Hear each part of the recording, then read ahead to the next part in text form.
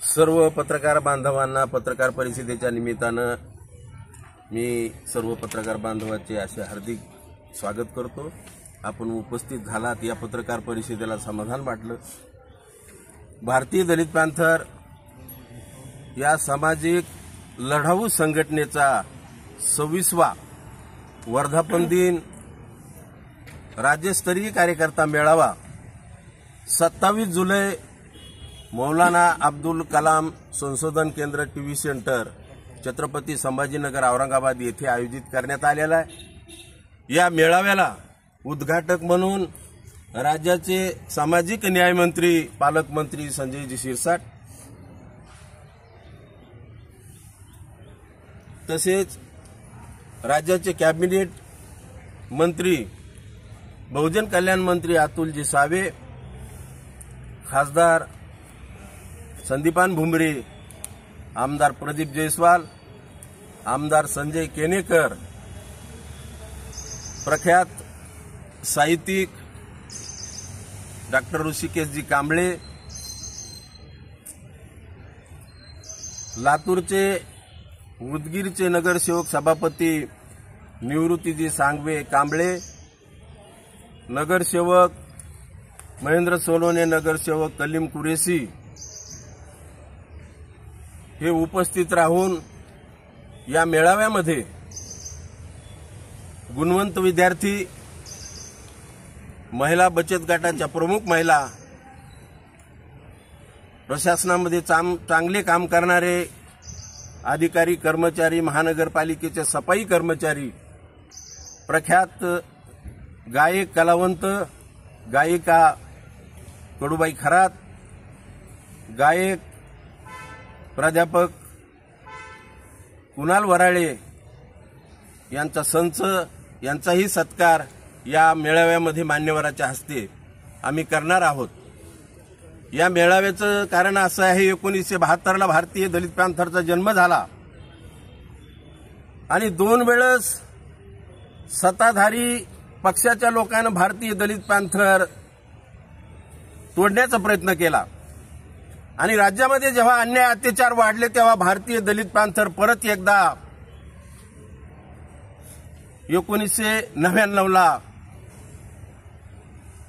या औरंगाबाद संभाजीनगर या शहरामधून मी सुरुवात केली। आज या लढाऊ संघटनेला राज्यातून बरेचसे कार्यकर्त्याचं बळ मिळत आहे। अन्याय अत्याचाराला वाचा फोडण्यासाठी या भारतीय दलित पॅंथरचा जन्म झाला आणि ही भारतीय दलित पॅंथर या राज्यामध्ये अन्याय अत्याचार दूर करण्याचा प्रयत्न करत आहे। आपल्याला माहित आहे की भारतीय दलित पॅंथर या सामाजिक संघटनेनं या औरंगाबाद शहरामध्ये, या संभाजीनगरमध्ये 52 झोपडपट्ट्या बसवल्या आणि माझ्या कारकिर्दीमध्ये मीही 5-7 झोपडपट्ट्या बसवल्या, गायरान जमिनी नावच्या करून दिल्या। अनेक दलित तरुणीवर जे काही अन्याय अत्याचार होते त्याला वाचा फोडण्याचं काम या पॅंथरनं केलं आणि म्हणून ही परत एकदा या राज्यामध्ये पॅंथर चांगल्या पद्धतीनं या ठिकाणी कार्यरत राहावं।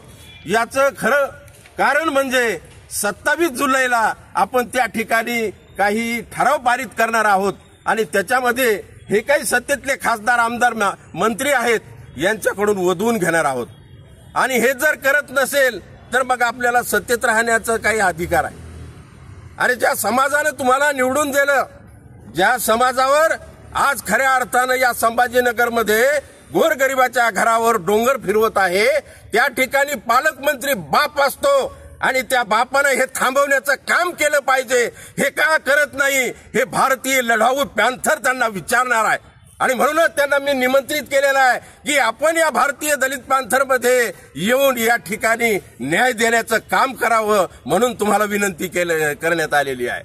आणि या ठिकाणी काही खासदार, आमदार संसदेमध्ये बोलतात, ते चांगल्या पद्धतीने मांडणी करतात, परंतु या ठिकाणी ज्यांना काही खऱ्या अर्थानं अधिकार आहे त्या अधिकाराचा दुरुपयोग होत आहे। त्या अधिकाराचा उपयोग खऱ्या अर्थानं समाजाच्या न्यायाच्या कामासाठी होत नाही आणि म्हणूनच भारतीय लढाऊ पॅंथर आज खऱ्या अर्थानं आक्रमक झालेली आहे आणि ही दलित पॅंथरचा आवाज पूर्ण महाराष्ट्रभर झुंजणार आहे आणि म्हणूनच आजच्या या पत्रकार परिषदेमध्ये मला जाहीर करायचं होतं की जो काही समाजावर होणारा अन्याय अत्याचार आहे राज्यामध्ये हो थांबला पाहिजे. महिलावरचा अन्याय अत्याचार थांबला पाहिजे. गायरान जमीन धारकाच्या नावचे झाल्या पाहिजे. परंतु कोर्टाचं नाव सांगून आदेश आहे आणि म्हणूनच तुम्ही आमच्या गोरगरिबावर बुलडोजर फिरवत आहात. हे कुठंतरी थांबलं पाहिजे. हे सत्ताधाऱ्याला ठणकावून विचारण्याची ताकद भारतीय लढाऊ पॅन्थरमध्ये आहे आणि तो पॅन्थर या राज्यामध्ये आता जन्माला आलेला आहे. 40-45 वर्षाचा पॅन्थर वृद्धपकाळाकडे झुकतोय असं वाटतंय का? म्हातारा होताना दिसतोय. पॅन्थरचा धाक पहिल्यासारखा राहिला आणि डरकाळी ऐकायला येत नाही. काय वाटतं? चळवळीमध्ये काम करणारा पॅन्थर हा कधी म्हातारा होत नाही, हे लक्षात ठेवा.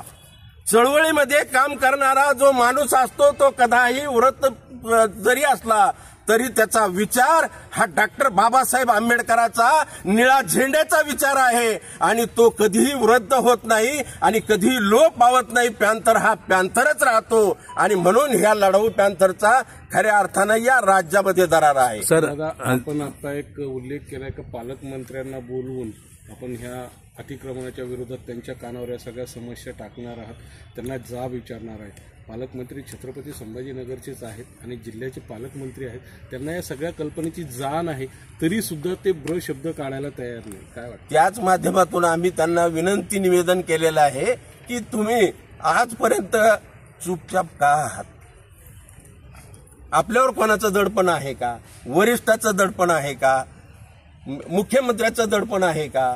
आपल्या पक्षाच्या नेत्याचं दडपण आहे का? आणि त्या ठिकाणी त्यांना खुलं करावं. भारतीय दलित पॅन्थर त्यांच्या सोबत राहील. गोरगरिबाचे जे काही घरं आहेत हे घरं त्यांना थांबवावं. सर, आता अतिक्रमण पाडण्यात येऊ लागले, सर्व गोरगरीब बेघर झालेले, तरी पण पुढारी वर्ग पॅन्थर सर्व झोपेतच आहे. तर याबाबत तुमचं काय मत आहे? पॅन्थर झोपेत नाहीये. पॅन्थरनं खऱ्या अर्थानं आतापर्यंतचे खूप लढे दिले. आजही पॅन्थर लढायला तयार